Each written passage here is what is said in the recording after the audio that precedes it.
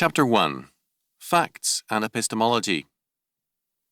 Some years ago, while a student at the university, I was studying Berkeley and Hume one evening when a friend stopped by. A.T. had gone directly from high school into business. He was a young man of superior intelligence and a very practical disposition. He asked me, after looking briefly into Berkeley and Hume, quote, "What is this stuff about?" End quote. I explained briefly that these two men were philosophers in the school of empiricism, a school which holds that the sole source of all knowledge is experience. By experience, these philosophers meant sense experience, all the data which our sense perceptions report to us. George Berkeley, 1685 to 1753, held that our senses bring reports of a world around us to our minds, but we have no direct knowledge of that world or its reality. Berkeley tried to prove the non-existence of an unspiritual, unthinking matter. There is no such thing as matter, substance, only sense impressions. However, our ideas do give us a coherent, orderly, and somehow inevitable world. What is the nature of that world? Our ideas require some cause beyond our own will, and obviously this cause is not unthinking matter. The cause of these ideas is God. God is the objective cause of all sense impressions and gives them an objective order, validity, and significance. Berkeley thus concluded in his A Treatise on the Principles of Human Knowledge, which was published when Berkeley was only 25, that, quote, 149. It is therefore plain that nothing can be more evident to anyone that is capable of the least reflection that the existence of God, or a spirit who is intimately present to our minds, producing in them all that variety of ideas or sensations which continually affect us, on whom we have an absolute and entire dependence, in short, quote, in whom we live and move and have our being, end quote, that the discovery of this great truth, which lies so near and so obvious to the mind, should be attained by the reason of so very few, is a sad instance of the stupidity and inattention of men who, though they are surrounded with such clear manifestations of the deity, are yet so little affected by them that they seem, as it were, blinded with excessive light. End quote. David Hume, 1711 to 1776, I went on to explain, carried the analysis of knowledge a step further. He declared that the mind is like a theatre. Sense perceptions make their appearance and pass away. Indeed, the mind is really nothing more than a series of sense perceptions. We have no idea as to the reality behind them, or of what material or substance they are made. All we have are sense perceptions. There is no evidence either for God or for the reality of a material world. A real and certain knowledge of the external world is thus impossible. Immanuel Kant, 1724 to 1804, I added, wanted to preserve knowledge from the consequences of the work of Berkeley and Hume. The very real question was, is knowledge possible? The logical answer was that it was not. And yet men seem to have some valid knowledge of the world of nature. For Kant, the impressions of the world enter our mind and become a part of it, so that the external world as we know it is to a large degree a construct of our mind and a part of it. We can never know things in themselves. The world as we know it is at least relative to our mind, if not a construct made by our mind. A.T. began to ask a number of very intelligent questions. He was also asking questions designed to fit Berkeley, Hume, and Kant into the world he knew. Were these people like Mary Baker Eddy? Finally, A.T. shook his head in amazement and declared, "They're crazy." These philosophers were smart men, he conceded, and the problem they had raised was an interesting puzzle. But what would ever possess a man to think like that, and to work himself into such an absurd blind alley? His question was far more to the point than I was able to appreciate at that time. What did possess men to begin as Descartes did, and then to pursue a line of reasoning that led to Kant? For the Christian theist who begins with the sovereign and triune God, and who thus makes the God of Scripture foundational to all things as the principle of meaning and interpretation, the road taken by modern philosophy is an impossibility. The man, however, who begins with a defective doctrine of God, or who begins with man as ultimate, man as his own God, does have a serious problem. Either God is the source of all possibility, or he is not. If God is the source of all possibility, then God is the source of all knowledge, and he has established the possibility of knowledge and also its validity. However, if God is not the source of all possibility, then knowledge is an extremely difficult problem. How do we know that what we know is valid knowledge, or that valid knowledge exists? A distinguished professor in the graduate school of a major university insisted in a discussion with me that most of reality is unknowable because it is irrational and meaningless. However, he held some knowledge is possible because the universe has a, quote, thin edge, unquote, of rationality to it, and this science is trying to grasp. He would not answer the question of the source of this thin edge of rationality. How had universal irrationality and meaninglessness produced his thin edge of rationality? And how could he speak of a universe? To do so was to presume a rational coherence in reality. Why not a multiverse, as some hold? Or, more logically, as we shall see, why not an infinite number of brute facts, all irrational, meaningless, and unrelated one to another? Had he not denied the possibility of any rationality in positing the ultimacy of irrationality? How, out of a vast ocean of irrationality, could a thin edge of reason and order appear? Of course, to maintain the possibility of some kind of knowledge, however meagre, it was necessary for him to deny total irrationality and assert, instead, a near total meaninglessness. On the other hand, to assert a total order and rationality in the universe would have been to admit the reality of God, and this he was unwilling to do. Here, then, is the reason why men pursue the line of reasoning they do. Knowledge is important to man. To surrender the possibility of knowledge is an abdication of life, of the present and the future. The unregenerate thinker, however, is anxious to command the world and time, not to surrender it. As a result, although his denial of God makes knowledge a major problem, he cannot abandon it without surrendering the very thesis of his revolution, to know reality independently of God, Genesis 3:5. Without knowledge, man is helpless. A man's inability to cope with his life is in ratio to his ignorance. While knowledge is not salvation, it is still inseparable from it. If a man is suddenly blinded and then placed in an unfamiliar place and world, he is indeed helpless. His helplessness is even greater if we assume that, with his blinding, all previous knowledge is also eliminated from his mind. Without the ability to know and the assurance of the validity of what he knows, man is helpless beyond imagination. According to Scripture, when God created man, he gave to Adam two tasks, which both required the development of knowledge. Adam was required to dress and keep the Garden of Eden, Genesis 2:15, that is, to till it and to guard it. Man had to develop knowledge of horticulture and agronomy, and to realize that fruit trees and vegetables had to be protected from even unfallen animals if they were to produce. Again, Adam was required to name or classify the animals, a scientific task, so that, again, the development of knowledge was required, Genesis 2:19 and 20. Man's calling under God thus required the development of a body of knowledge. Because Adam was not then a fallen creature, it did not occur to him to doubt the validity of his sense impressions or to distrust whatever God said. The question, can we know, did not trouble him. He was too busy acquiring knowledge. The tempter, however, raised an epistemological question. Yea, hath God said, Ye shall not eat of every tree of the garden? Genesis 3:1.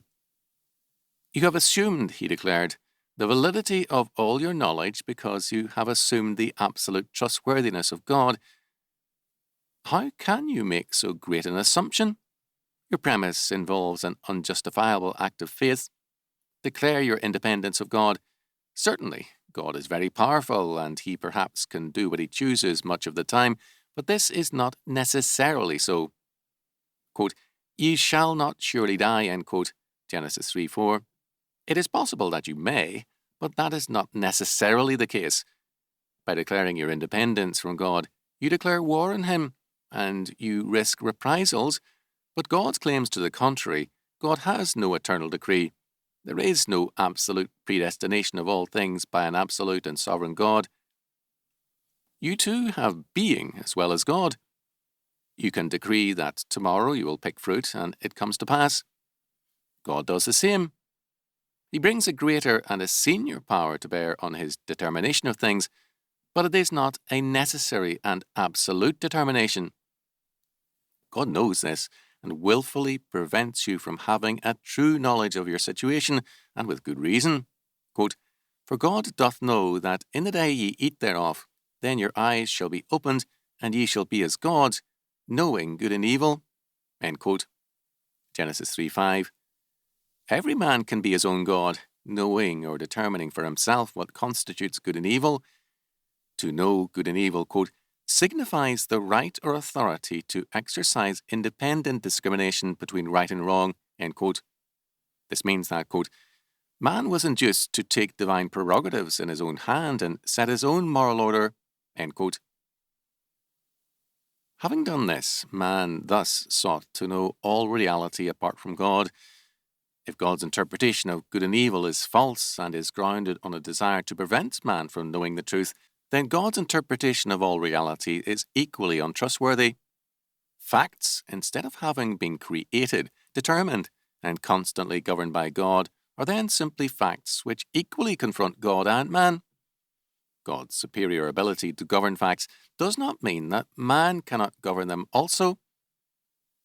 Man, therefore, in his ostensible autonomy, which he seeks by his declaration of independence from God, has a problem of knowledge. He cannot accept God's word about the world or anything. Indeed, in time, he distrusts every bit of knowledge which points to God and calls the very existence of God into question. If God's interpretation of facts is biased and untrustworthy, then the very facts which point to God are equally to be distrusted. God may be no more than a wish fulfillment or a projection of our own nature onto the universe. The ground must be cleared of all myths and suppositions so that man can face the facts squarely and freely without any misconceptions or predetermined patterns derived from religion.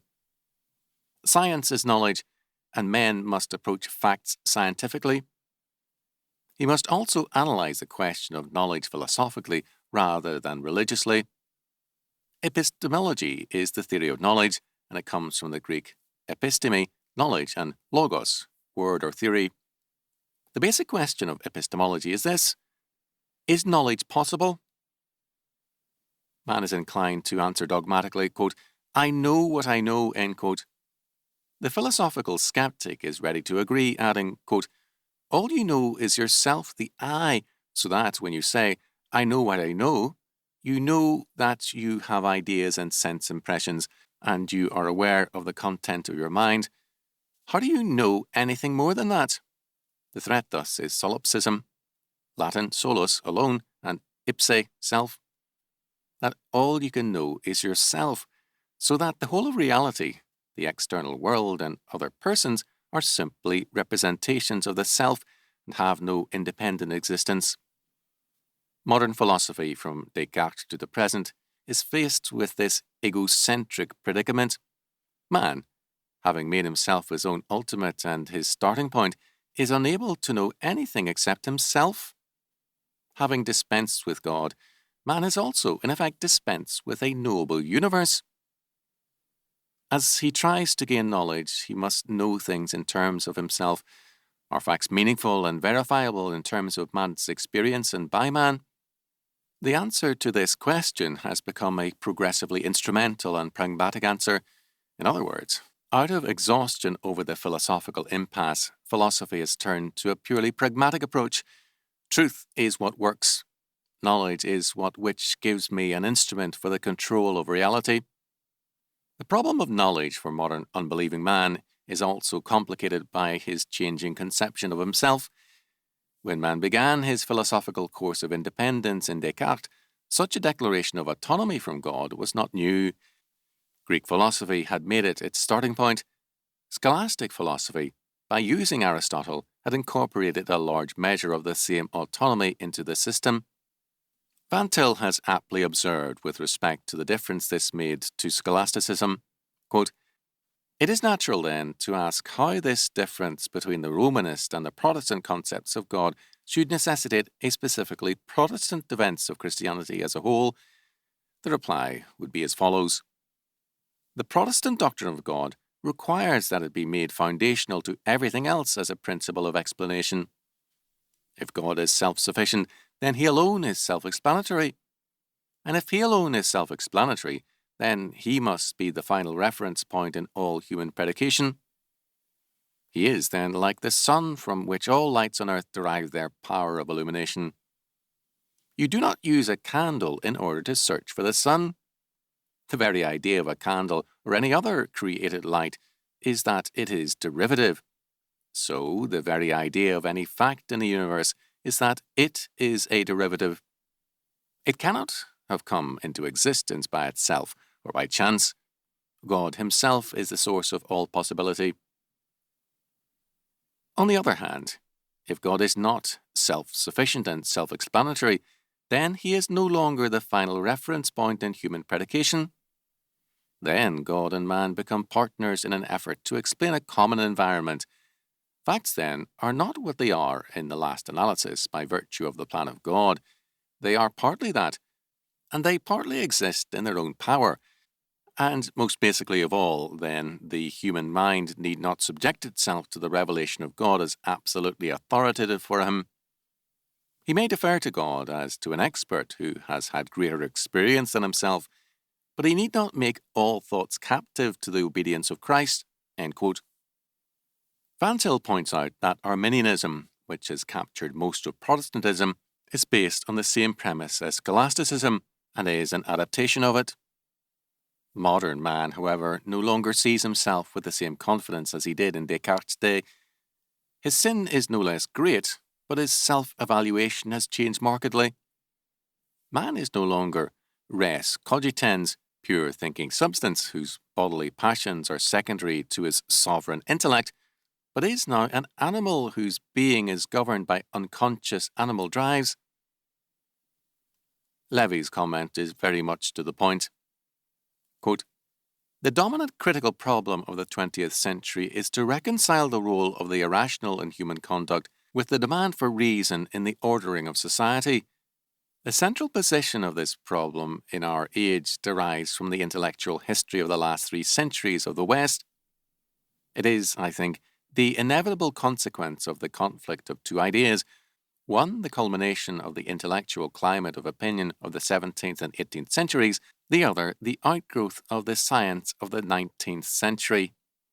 It represents the confusion which inevitably results when the picture of the human individual implied in the philosophy of René Descartes is confronted with the picture of the human individual sketched in the biological science of Charles Darwin.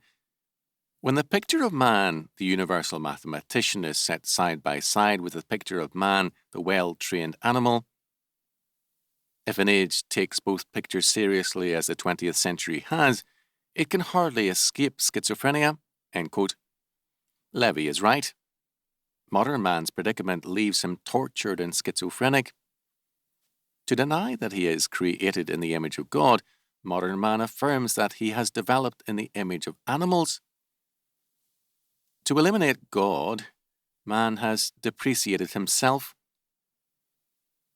To the modern avant-garde dramatist, the German Max Frisch, quote, "Man cannot be free," end quote, or if he tries freedom, quote, "he finds that freedom is no better than bondage," end quote. Jacques Audiberti regards all men as evil to begin with, and the sin of religion is that it makes men more evil. Eugene Ionesco in The Chairs, 1952, held that communication between 2 human beings is impossible, and there is no solution to the problem of man because there is no meaning. Quote, "Life," Ionesco is saying, is a hell in which each person is imprisoned in his own separate soundproof cubicle, invisible and inaudible to everyone else. All so-called communication is illusory. The only person we really communicate with all the time is ourself." End quote.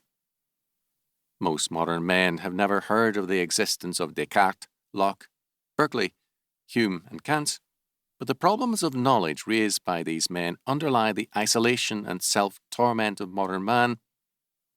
Epistemology is an abstract and technical subject, but its consequences are intensely relevant to our everyday life. A study of epistemology thus brings us into the center of the modern dilemma.